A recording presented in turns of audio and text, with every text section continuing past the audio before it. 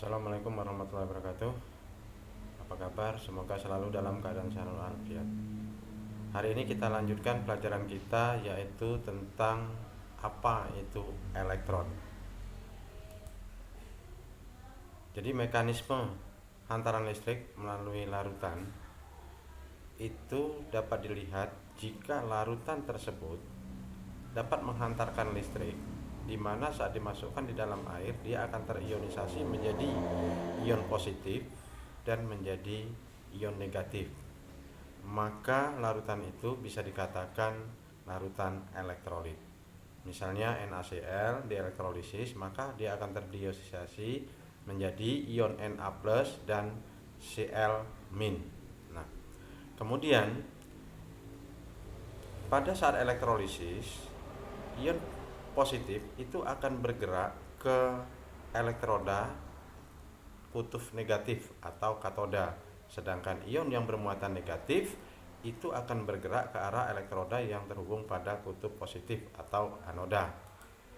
Nah, pada larutan non elektrolit itu tidak terionisasi, artinya tidak terurai menjadi ion positif atau ion negatif, seperti larutan gula C12, H12O11. Ini jika dielektrolisis dia tidak dapat menghantarkan arus listrik.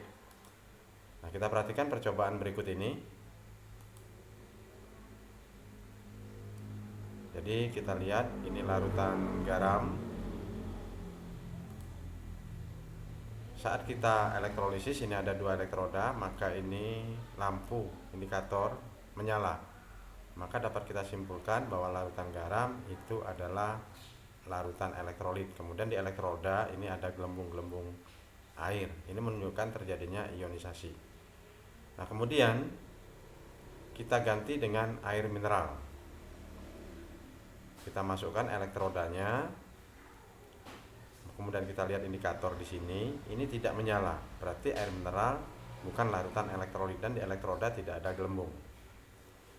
Maka dapat kita simpulkan pada hasil percobaan itu adalah kalau dia banyak gelembung, maka dia akan sebagai elektrolit. Kemudian kita perhatikan pada hidrokoko di sini. Lampu menyala. Oh, berarti ini adalah larutan elektrolit. Minuman hidrokoko ini larutan elektrolit. Kemudian pada elektrodanya pasti ada gelembung-gelembung yang menunjukkan ionisasi. Nah, kemudian kita coba lagi pada minuman Pocari Sweat. Kita lihat indikator lampunya. Nah, di sini menyala. Kemudian ada gelembung pada elektroda ini. Berarti Pocari Sweat termasuk larutan elektrolit. Kemudian kita masukkan dalam tabel hasil percobaan. Kemudian kita lanjutkan pada cuka, asam cuka atau asam asetat. Elektroda kita masukkan, kemudian kita lihat juga menyala, gelembungnya sedikit di sini, tapi menyalanya tidak seterang garam. Kemudian kita lanjutkan pada nutrisi, minuman nutrisi, lampu juga menyala, tapi tidak senyala garam terangnya, kemudian gelembungnya juga sedikit pada elektroda ini. Nah, maka dari data percobaan kita simpulkan menyala redup, nutrisi, kemudian ada gelembung juga tidak terlalu banyak dan bahkan tidak ada gelembung sama sekali. Nah, jadi percobaan tersebut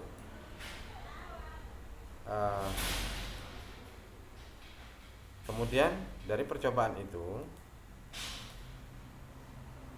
larutan non elektrolit itu tidak terionisasi, kemudian elektrolit itu terionisasi sempurna. Kalau elektrolit lemah dia terionisasi sebagian, artinya di elektroda hanya sedikit ada gelembung. Kemudian kita lanjutkan contoh daripada uji coba larutan-larutan yang ada. Asam cuka itu lampu hanya menyala redup tapi ada gelembung gas sedikit. Kemudian natrium hidroksida menyala terang, ada gelembung gas. Berarti menunjukkan NaOH itu adalah elektrolit kuat. Ini adalah data-data beberapa percobaan. Kemudian kita akan lanjutkan pada pertemuan berikutnya apa-apa itu larutan elektronik. Terima kasih. Nasrul minallah wa Wassalamualaikum warahmatullahi wabarakatuh.